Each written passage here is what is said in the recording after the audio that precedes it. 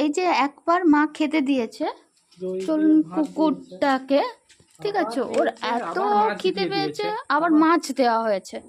মাছের কাঁটাটা দেখুন পড়ে আছে ওখানে, তবু তারপরে দেখছি নেচে নাড়াচ্ছে, খাবে বলে কু কু করছে।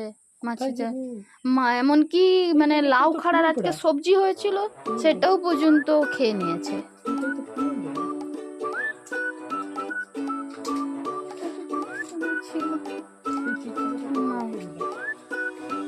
তো এই জন্য আবার আমরা ভাবলাম খেয়ে নে যা যা যা যা যা যা, ওই এতেই দিয়ে দিলে হয়, এতেই দিয়ে দিলে হয়। পিঁপড়া দিয়ে এটা ফ্রেশ তো বুঝাইবে। আবার ভাবলাম যে না, ওর মনে হয় আজ সত্যিই প্রচুর খিদে পেয়েছে, তাই আবার দিয়ে দিলাম, ও খেয়ে নি। কিন্তু খুব শান্ত, কি করে দুষ্টামি করে না, আমি জানি না কোথায় কি করে, বাট প্রচুর খিদে পেয়েছে আজ, প্রচুর। দই দিয়ে, তাই মা বললো যে আমাদের সবসময় কেনা দই থাকে ফ্রিজে স্টোর করে রাখা থাকে, কারণ খাওয়া দাওয়া হয় তো। তো মা বললো যে ওইটা দিয়ে মাখিয়ে দে, কুকুরটা মানে খুব খিদে পেয়েছে। আজ যেহেতু ডাল হয়নি, এই তো দেখতে পাচ্ছ আমার মা বলছে, তো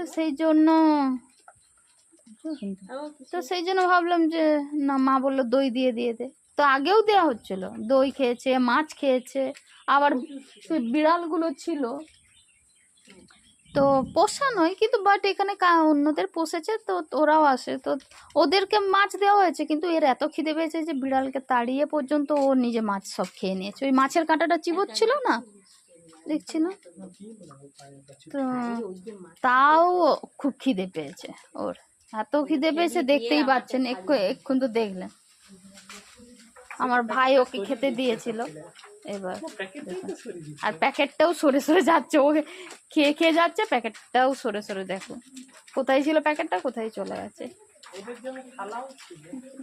আগে ওদের জন্য থালাও রাখা ছিল, তারপরে কি হয় সে থালাটাকে তার যে এই টিনওয়ালা লোহাওয়ালা থাকে না, সে তার নিয়ে চলে গেছে চুরি করে। কি বলবো বলুন তো, এদের জন্য থালা ছিল একটা, তারপরে ভাঁড়েতে করে জল দিয়ে রাখতাম খাবার জন্য।